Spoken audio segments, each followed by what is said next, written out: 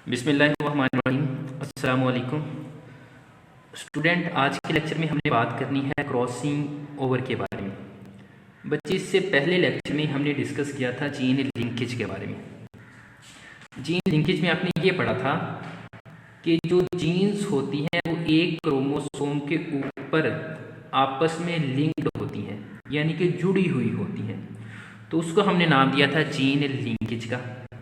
बच्चे, वहाँ आपने एक साइड इफ़ेक्ट इसका ये देखा था कि जीन लिंकेज की वजह से जो एलील्स होती हैं वो इंडिपेंडेंटली तौर पर अलहदा नहीं हो पाती, जिसकी वजह से हमारे पास न्यू रिकम्बिनेशन नहीं बनते। और जब न्यू रिकम्बिनेशन नहीं बनते तो हमने वहाँ डिस्कस किया था कि अगले इंडिविजुअल के अंदर किसी भी किस्म की वेरिएशन आने के चांसेस हैं वो नहीं होते। अब सवाल ये पैदा होता है कि वेरिएशन आती कब है। तो बच्चे, उसका जवाब आज का लेक्चर है कि जो वेरिएशंस होती हैं वो क्रॉसिंग ओवर के नतीजे में आती हैं। तो सबसे पहले हम ये देखेंगे कि आया क्रॉसिंग ओवर होती क्या है। बच्चे, it is a specialised process which occur during gamete formation, या फिर हम ऐसा कह सकते हैं कि जब मियोसिस का प्रोसेस होता है उसके दौरान हमारे पास एक ऐसी स्टेज आती है जिसमें क्रॉसिंग ओवर होती है।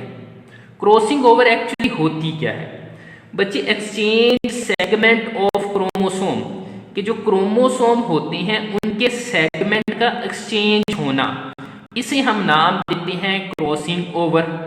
और बच्चे, जो क्रॉसिंग ओवर होती है ये होमोलोगस क्रोमोसोम के दरमियान होती है। अब होमोलोगस क्रोमोसोम क्या होते हैं बच्चे? यहाँ हमने दो क्रोमोसोम ड्रॉ किए हैं, ठीक है। अब ये देखो कि जो होमोलोगस, हमने कहा होम का मतलब होता है सेम, कि सेम कैरेक्टर के जो क्रोमोसोम है, जो एक मदर से आएगा एक फादर से आएगा, दोनों क्या होते हैं? एक दूसरे के होमोलोगस क्रोमोसोम होते हैं। बच्चे, होमोलोगस क्रोमोसोम में आपने ये याद रखना है कि इनका जो स्ट्रक्चर होता है वो सेम होता है, इनके सेंट्रोमेयर की पोजीशन है वो सेम होगी, इसमें मौजूद जीन्स हैं वो सेम होंगे। मिसाल के तौर पर मैं कह देता हूं कि यहाँ जीन है स्किन के कलर के लिए, तो दूसरे के अंदर भी क्या होगा कि स्किन के कलर के लिए जीन्स होंगी। हाँ, फर्क कहाँ होगा? अलील का फर्क होगा, कुछ डोमिनेंट होंगी कुछ रिसेसिव होंगी। तो ये यहाँ सिर्फ अलील का डिफरेंस होगा। बाकी अगर हम इसके स्ट्रक्चर की बात करें, सेंट्रोमेयर की पोजीशन की बात करें, इसमें मौजूद इंफॉर्मेशन की बात करें, वो क्या होगी? सेम होगी। अब बच्चे ये देखें कि ये हमारे पास एक क्रोमोसोम है, तो इसके अंदर क्रोमाटिड मौजूद है।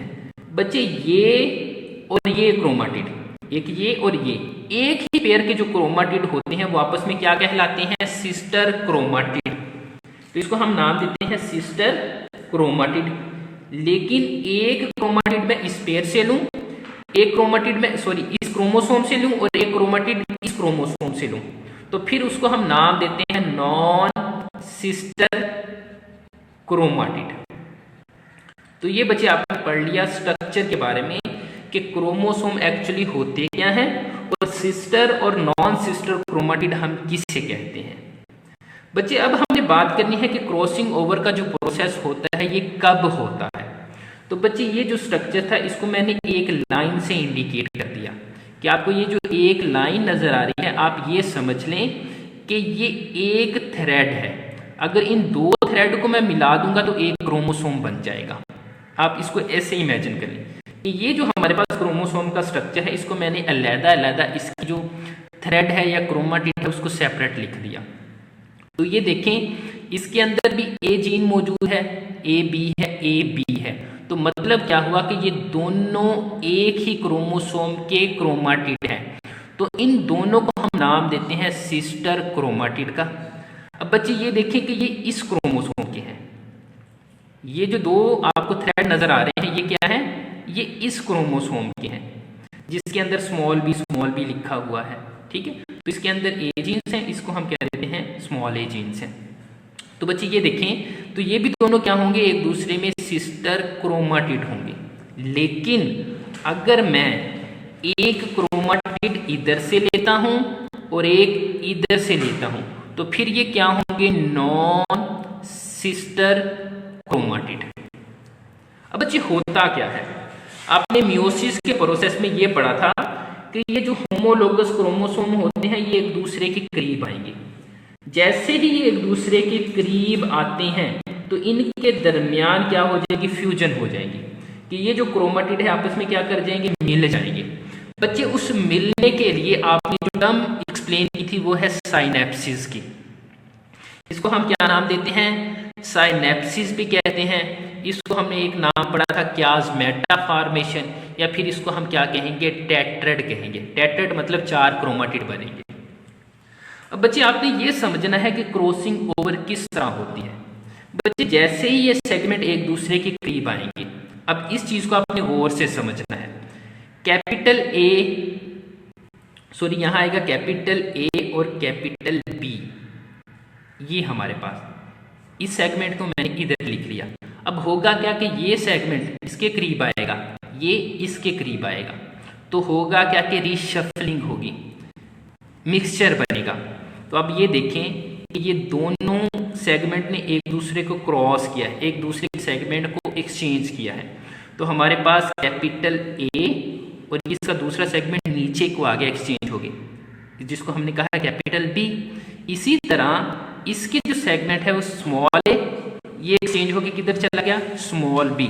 तो ये ओवरलैपिंग वाली कंडीशन होगी, या हम कहते हैं कि क्याज़मेटा फॉर्मेशन होगी, या जिसको हम टेट्रेड भी नाम देते हैं। ये हमारे पास कंडीशन क्या आ गई, टेट्रेड कंडीशन आ गई। अब ये देखें ये सेगमेंट वैसे का वैसे रह गया। समझ आ गई इस चीज की। तो होगा क्या कि बाद में क्या होगा बच्चे, ये दोनों यहां से क्या हो जाएंगे, सेपरेट हो जाएंगे, ये दोनों यहां से अलग हो जाएंगे। अब ये देखो कि ऊपर वाला जो सेगमेंट है वो क्या बन गया, कैपिटल ए और स्मॉल बी। नीचे वाला जो सेगमेंट होगा वो क्या बन जाएगा, स्मॉल ए कैपिटल बी। तो ये हमारे पास क्या है कि नए स्टैंड बने हैं। ये क्या है, हमारे पास पेरेंट स्टैंड है, क्योंकि ये पेरेंट जनरेशन में मौजूद है। ये हमारे पास क्या बनेंगे, नए रिकम्बिनेशन बनेंगे। तो अब हम यहाँ देखेंगे कि आगे हमारे पास पॉसिबिलिटी कौन कौन सी बनी है। अब अच्छी मैं आपको दिखाता हूँ कि ये देखिए कैपिटल ए कैपिटल बी, ये मैंने वैसे का वैसा लिख दिया, कैपिटल ए कैपिटल बी। अब बच्चे यहाँ क्या आना था, कैपिटल ए और स्मॉल बी। तो कैपिटल ए और स्मॉल बी। फिर तीसरा बच्चे क्या आना था, स्मॉल ए और इसका दूसरा सेगमेंट क्या बनना था, कैपिटल बी। तो मैंने लिखा स्मॉल ए और कैपिटल बी। और ये हमारे पास पेरेंट वैसे का वैसे आ गया, स्मॉल ए स्मॉल बी। तो बच्चे अब ये देखें इस तरह क्या होगा कि जब सेगमेंट एक्सचेंज हुए हैं तो उसमें मौजूद जो इंफॉर्मेशन है, जो मौजूद जीन्स हैं, वो भी क्या हुए हैं, एक्सचेंज हुए हैं। तो बच्चे जब इस तरह एक्सचेंज होंगे तो हम कहते हैं कि हमारे पास नए रिकम्बिनेशन बनेंगे।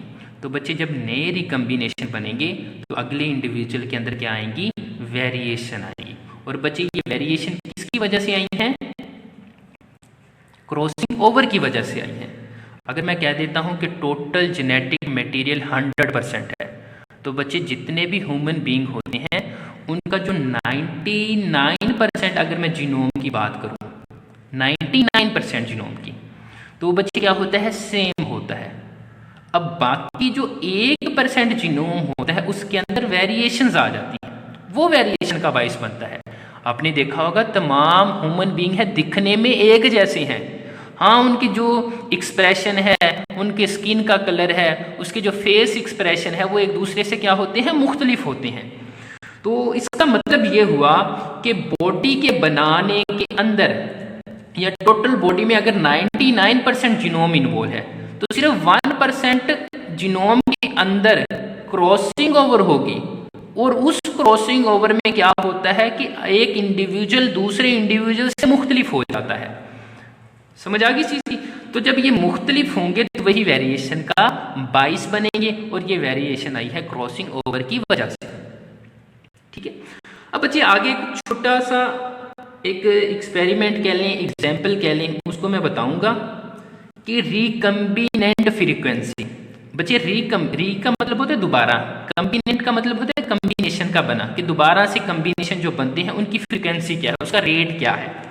तो जैसे ये देखें हमने नए रिकम्बिनेशन बनाए हैं क्रॉसिंग ओवर के नतीजे में, तो इसको फाइंड करने के लिए बच्चे एक आप कह लें एक फार्मूला है, वो क्या है, recombination type over sum of all combination multiply 100, कि हमारे पास जो न्यू रिकम्बिनेशन बने हैं उसके नंबर आपने लिखने हैं, नीचे आपने टोटल कम्बिनेशन लिखने हैं और उसको 100 से मल्टीप्लाई कर देना है। तो फिर आपने बताना है कि अगले कितने नए रिकम्बिनेशन बने हैं या कितने परसेंट बने हैं। मैं आपको एक एग्जांपल के जरिए समझा देता हूँ। बच्चे ये देखिए कि मिसाल के तौर पर हमारे पास पेरेंट है ए और बी। मिसाल के तौर पर हमारे पास टोटल 100 इंडिविजुअल हैं, उनके अंदर न्यू रिकम्बिनेशन की हमने फ्रीक्वेंसी मालूम करनी है कि 100 इंडिविजुअल में से कितने के अंदर या कितनों में नए रिकम्बिनेशन बने हैं। मिसाल के तौर पर 100 में से 100 हमारे पास टोटल हैं, 100 में से पेरेंट जो हमारे पास ए और कैपिटल बी है ये फर्ज करो 40 है। ठीक है, नए रिकम्बिनेशन हमारे पास क्या बने थे, कैपिटल ए बचे और फिर क्या है स्मॉल बी, फर्ज करो ये कितने बने हैं 10 बने हैं। इसी तरह स्मॉल ए कैपिटल बी ये फर्ज करो कितने बने हैं 10 बने हैं। इसी तरह नीचे हमारे पास स्मॉल ए स्मॉल बी ये फर्ज करो 40 है हमारे पास। तो इनको आप जमा कर लें, 40 प्लस 10 कितने हो गए 50, 50 60 और 60 प्लस 40 कितने हो गए 100 हो गए। तो आपके पास कितने आ गए 100 आ गए। ये टोटल यानी कि जो आपके पास इंडिविजुअल थे या फ्रेगमेंट थे वो आपके पूरे हो गए। अब आपने बच्चे ये देखें कि यहाँ ये बात की थी कि ये जो दो पार्ट है या दो सेगमेंट है ये क्या है नए रिकम्बिनेशन है। तो नए रिकम्बिनेशन कितने हैं 20 हैं। तो आप करेंगे क्या बच्चे, ये फार्मूला के अंदर आप वैल्यू पुट करेंगे। रिकम्बिनेशन टाइप कितनी है 20 है, यानी कि जितने सेगमेंट बने हैं। सम ऑफ ऑल कम्बिनेशन वो क्या है हमारे पास 100 है, तमाम का मजमुआ पेरेंट का भी और नए रिकम्बिनेशन का भी। और इसको आपने किससे मल्टीप्लाई करना है 100 से। ठीक है, तो 100 से कट हो जाएगा, बाकी क्या बचेगा 20। तो ये आप मालूम कर लेंगे कि 20 हमारे पास न्यू रिकम्बिनेशन बने हैं। तो अगर नंबर में पूछ लिया जाए तो फिर आप इस तरह लिखेंगे, अगर आपसे वो रेशो में पूछता है तो फिर आप कहेंगे कि 100 में से 20% क्या बने हैं नए रिकम्बिनेशन बने हैं। तो बच्चे ये सिंपल सा एक टॉपिक है, शॉर्ट क्वेश्चन के हवाले से बहुत इंपॉर्टेंट है। कभी कभार वो चेंज लिंकेज के साथ मिला के इसको लॉन्ग क्वेश्चन में भी पूछ सकता है। तो बच्चे क्रॉसिंग ओवर के बारे में आपने पढ़ना है, इसको डेफिनेशन करनी है और फिर ये बताना है कि क्रॉसिंग ओवर का फ़ायदा क्या है। और लास्ट में आपने ये रिकम्बिनेशन फ्रीक्वेंसी फाइंड करने का जो फार्मूला है और इसका जो तरीका है वो आपने अच्छे से तैयार करना है। तो इंशाल्लाह नेक्स्ट लेक्चर के अंदर हम नेक्स्ट टॉपिक को डिस्कस करेंगे। तब तक के लिए अल्लाह हाफिज़।